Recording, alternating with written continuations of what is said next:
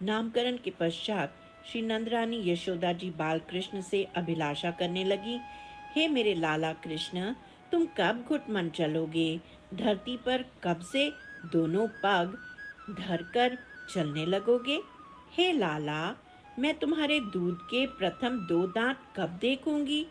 और कब से तुम तोतली बोली में बात करना प्रारंभ करोगे? तुम कब अपने पिताश्री ब्रजराज को बाबा बाबा कहकर पुकारोगे और मुझे मैया मैया कहकर रट लगाओगे? हाय मेरे मोहन, तुम मेरा आंचल पकड़कर कुछ भी मनचाहा अनाप शनाप कहकर मुझसे कब झगड़ा करोगे? हे लाल, तुम कब अपने छोटे छोटे हाथ से स्वयं ही भोजन करने लगोगे? कब मुझसे हंस हंस कर बातें करने लगोगे और उस छवि से मेरे सारे दुख हर लोगे? इसी प्रकार किसी एक दिन यशोदा माता अपने इष्ट श्री लक्ष्मी नारायण से प्रार्थना करने लगी, हे प्रभु, हे विधाता, वो दिन कब आएगा जब मैं श्याम सुंदर को बातें करते सुनूंगी? मेरे लाल धरती पर स्वयं पैर रखकर कब चलने लगेगा? कब यह प्रातः काल उठकर बर्तन छींके कलेवा करने के लिए टटोलने लगेगा? हाय, यह मुझसे मैया मैया कब बोलेगा और कब मेरे पेट पर लौटकर मुझसे झगड़ेगा? कब यह मुझसे शरारत करते हुए मुझे परेशान करने लगेगा और मैं इससे चिढ़कर इसे गाली देने लगूंगी? हाय, यह सब सुख मैं कब ले पाऊंगी? ब्रज की वृद्धा गोपियों ने श्री यशोदा रानी से कहा, अरे यशोदे, बालक को थोड़ा खुलना भी छोड़ा करो, इससे बालक के हाथ पैर खुलते हैं। बालक जल्दी से बैठना चलना सीख जाया करता है। यह सुन मैया यशोदा उन दोनों बालकों को आंगन में थोड़ा थोड़ा खुला छोड़ने लगी। कुछ ही दिनों में राम और श्याम लगभग 6 महीने के हो गए।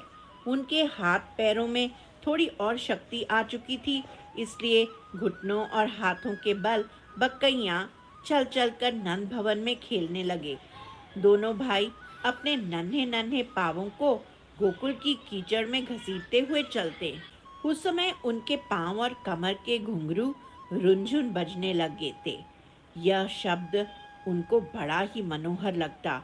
वे दोनों उस ध्वनि को सुनकर खिल उठते और शंख सदृश ग्रीवा को पीछे मोड़कर उसके स्तोत्र को जानने का असफल प्रयास करते।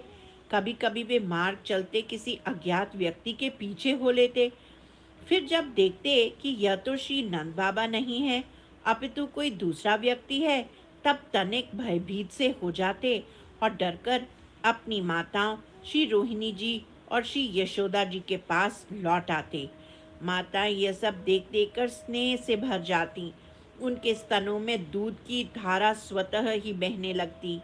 जब उनके दोनों नन्हे नन्हे से शिशु अपने शरीर में कीचड़ का अंगराग लगाकर लौटते, तब उनकी सुंदरता और भी बढ़ जाती।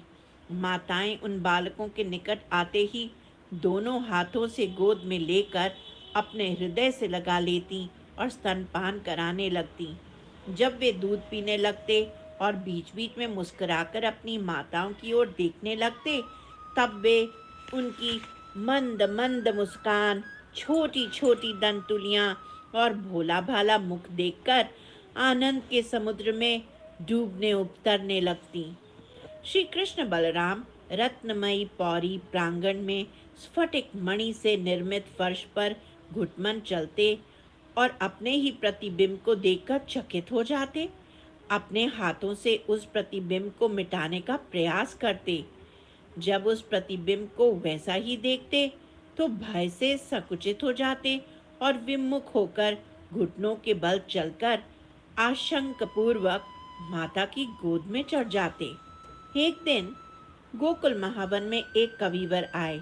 जब उन्होंने दोनों बालकों की मनोहर घुटमन चलने की लीला देखी तो वे स्वयं को उन लीला के वर्णन से रोक नहीं सके और लीला को पंक्तिबद्ध करते हुए कहने लगे, हे परिपुष्ट बाल्य विलास युक्त बलदेव सहित हरे हरि, तुम्हारी जय हो।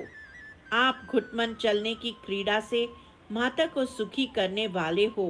ब्रजवासियों की दृष्टि में उनके अपूर्व पुण्य से सर्वांश परिपूर्ण अवतारी हो, किंकिणियों की झनकार में अपने और भक्तों के हृदय में रुचि को बढ़ाने वाले हो, दोनों चरणों के चलाने में कौतुकपूर्वक विहार करने वाले हो, गोरस दूध दही और माखन के बिखरने से उत्पन्न कीच में धीरे धीरे चलने वाले हो, निषेध करने वाली वाणी का भी अतिक्रमण करने वाले हो, अपरिचित जनों के मिलने पर उनके पास से बाल्य सुलभ चपलता के कारण भाग जाने वाले हो, माता के प्रति तो चलने की चपलता को धारण करने वाले हो, माता के वक्षस्थल के वस्त्रों में छिपने के लिए भयभीत का सा अनुकरण करने वाले हो, माता के स्तनों में विद्यमान दुग्ध का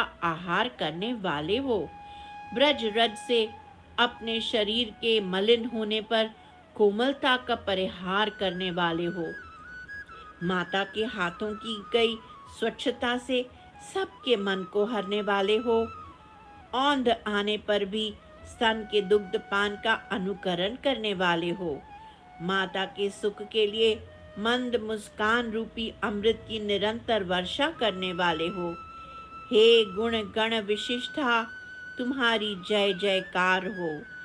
इस प्रकार श्री कृष्ण बलराम नंद भवन में घुटमल चलते हुए अनेकों लीलाओं का विस्तार करने लगे। श्री बाल कृष्ण लाल की जय, श्री गोकुल धाम की जय।